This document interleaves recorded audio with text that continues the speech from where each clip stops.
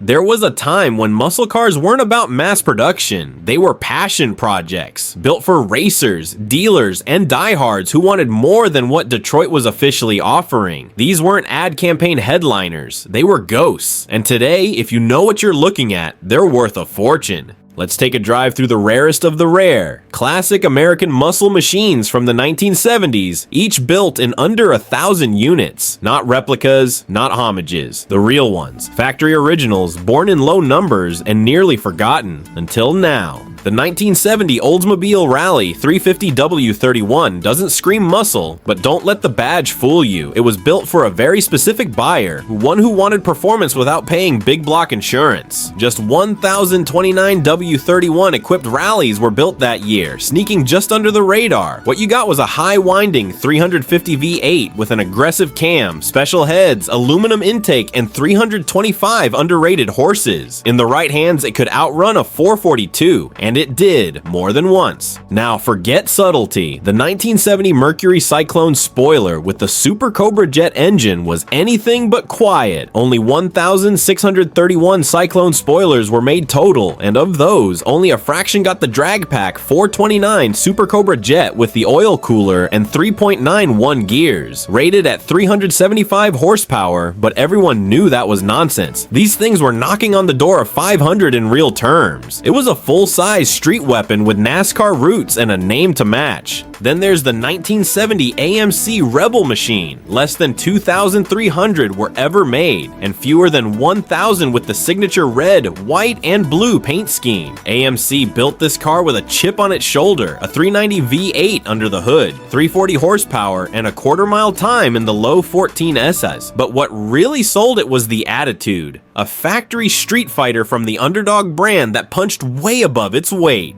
Things got even crazier with the 1970 Plymouth AAR Cuda, a street version of the Trans Am race car. It came with a 346 barrel setup, triple carbs, and 290 horsepower. Plymouth only built 2,724 of them total, and while that's over the 1,000 mark, color and trim combos narrow that number fast. Some options like Vitamin C Orange with manual transmission were produced in the double digits. These were limited by race rules, not demand, and it shows. The 1971 Pontiac GTO Judge convertible was fading into legend by the time it hit showrooms. Only 17 were built with the 455 HO engine. 17, that's it. The end of an era, top down, big torque up front, and just a handful ever touched pavement.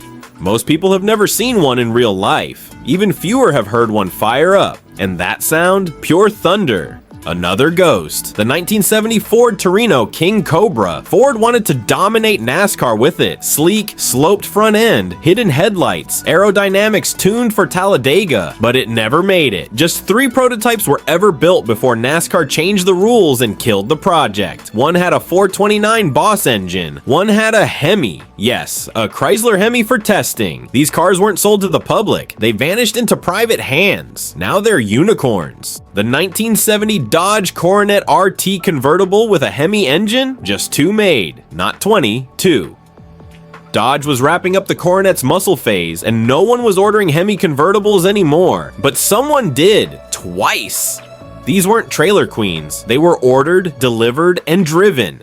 Now, they're priceless. No auctioneer even knows what number to put on them. Let's talk about the 1970 Pontiac Firebird Trans Am Ram Air 4. Just 88 of them were made. The Ram Air C4 was Pontiac's top dog motor. Round port heads, forged internals, a wild cam, and underrated at 370 horsepower. These weren't boulevard cruisers. They were street-legal drag strip weapons. And because of emissions and rising insurance costs, they barely lasted 1 model year before disappearing. The 1971 Dodge Demon 340 GSS came out of Chicago like a secret weapon. Just 50 of them, built by Mr. Norm's crew, tuned to embarrass anything that lined up beside them. Lightweight, no nonsense, and deadly from the dig. It didn't need stripes or chrome, just a well-built 340 and a driver who knew what to do with it. The 1970 Boss 429 Mustang convertible? Only 2 were made. Not dealership specials, not tribute builds. Factory documented prototypes stuffed with race-ready Boss 9 engines and hidden away in Ford's archives for years. One white, one grabber blue. They were never meant for sale, but somehow they got out. Today they're museum-grade muscle. And then, something even fewer people ever got to see. The 1970 Chevrolet Chevelle SS 454 LS6 convertible isn't just rare. It's a statistical anomaly. Chevy made thousands of LS6 Chevelles that year, but convertibles? Just 20 were ever built. 20 cars with a 450 horsepower monster under the hood, ready to roast tires and shake pavement with the top down. The LS6 was underrated, barely contained by its own chassis, and in convertible form, it was absolute lunacy. Most buyers didn't even know it was an option. Those who did, they own a slice of American muscle car royalty. Then comes the 1971 Pontiac GTO Judge with the 455 HO, just 17 left the factory. Pontiac was phasing out the Judge nameplate, and 1971 marked its funeral. This wasn't some watered down farewell though. The 455 HO engine delivered 335 horsepower, but had the low end torque of a freight train. These cars were sleepers for collectors even back then.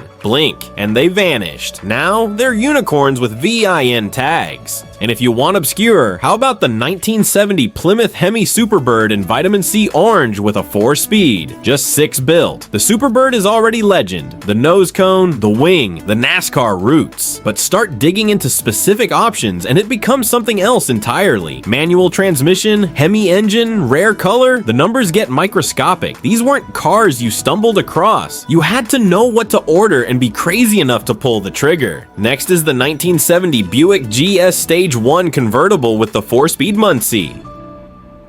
Buick only made 126 GS Stage 1 convertibles in total.